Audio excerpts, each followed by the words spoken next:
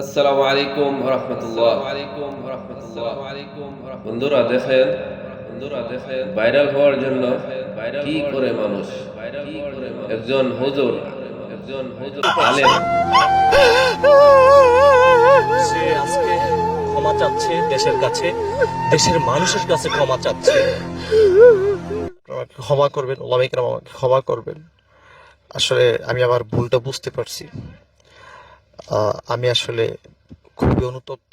আমি আল্লাহর কাছে তওবা করি, আল্লাহ তাআলা যাতে আমার গুনাহগুলো মাফ করে। এবং বিভিন্ন জায়গায় মানুষের ভয়ে, বিভিন্ন জায়গায় মানুষের ভয়ে এলাকায় ঢুকতে পারে না, তাই বলে সে এভাবে মুখ ডেকে ডেকে হাঁটতেছে। বুঝছেন বিষয়টা কোন পর্যায়ে দাঁড়াইছে? এভাবে মুখ ডেকে ডেকে বিভিন্ন জায়গায় হাঁটতেছে, জঙ্গলে জঙ্গলে ঘুরে বেড়াচ্ছে এই মানুষটা।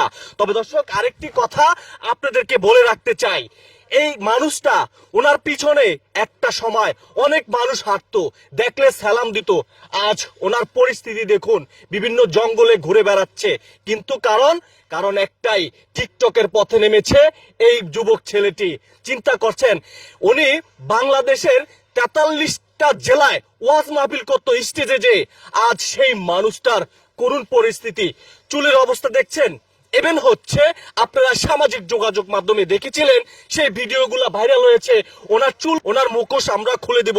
চলুন আমরা ওনার সাথে কথা বলি। ভাই আসসালামু আলাইকুম। ওয়ালাইকুম আসসালাম। ভাই, আপনি জঙ্গলে জঙ্গলে ঘুরে বেড়াচ্ছেন কেন এইটা মাথায় দিয়ে? জঙ্গলে না ভাই, আপনারা আসছেন, আপনার সাথে সাক্ষাৎ করতে আসছি। তাহলে আপনি বাড়িতে যান নাকি? আমি বাড়িতে যাবো ভাই, কবে যাবেন আপনি? যাবো সপ্তাহখানিকের ভিতরে। এলাকায় ঢুকতে পারেন? ঢুকতে পারি না, জাতির কাছে ক্ষমা চাইছি। জাতির কাছে ক্ষমা চাইছেন?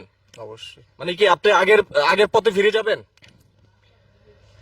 অবশ্যই। ফিরে যাবেন আপনি? শেয়ার করবেন, তবা কমেন্ট করবেন, ফলো দিন প্লিজ।